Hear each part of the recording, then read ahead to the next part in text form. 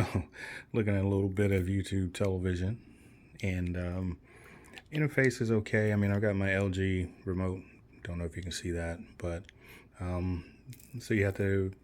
Your interface is going to change slightly based on your television, your remote, that type of thing. But so this is the guide here, and so you can go between home. Zoom in a little bit. Into your library. This is where all of your DVR content would be. So some of this content here again is going to be recorded. Some of it is video on demand, and if it's recorded, so let's pick SWAT for example, you'll see, whoops, that it'll actually say it's been recorded versus over here where it says it's been released, if you can see that.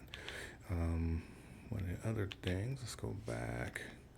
Still getting used to the interface yet, excuse me, is that this is live. This is the home, excuse me. And so with home, you have suggestions based on how you watch television. So you get some algorithm that's going to show up here based on either what you've watched or these are recently watched things.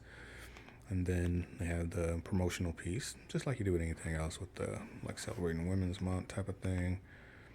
And then shows, you can actually filter through your content. So if you want to watch some any 4K content that's available, there's actually NBA games in 4K. Zoom out just a little bit so I'm not struggling so hard. So I can select that.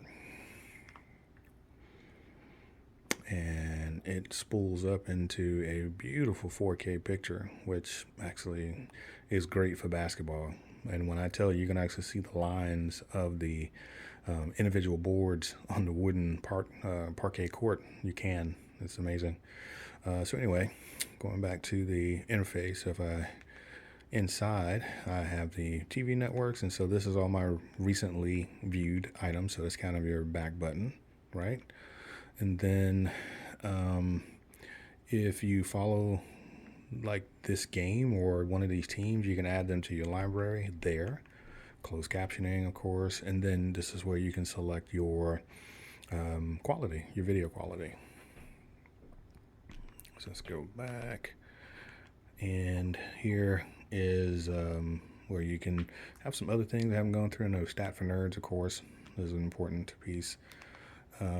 Something else that's awesome is key plays, right? So if key plays occur during the basketball game, it'll actually give you the opportunity where you can see a quick little key play there, right? Which is awesome, which is pretty good.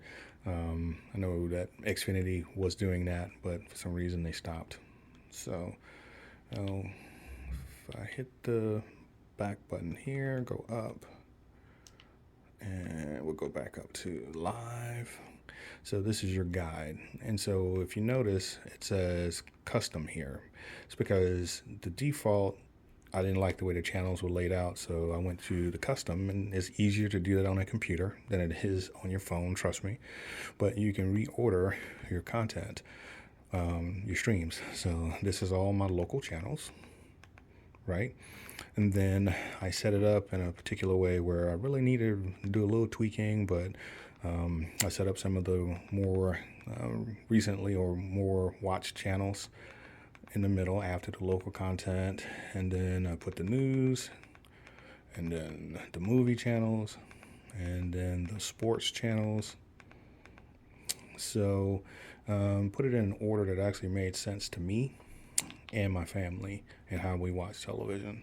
So again, still learning the interface. Oh, one other thing, you can actually do a search here, and you have up to 4 logins, or excuse me, 6 logins. So each person in your household can have their own account.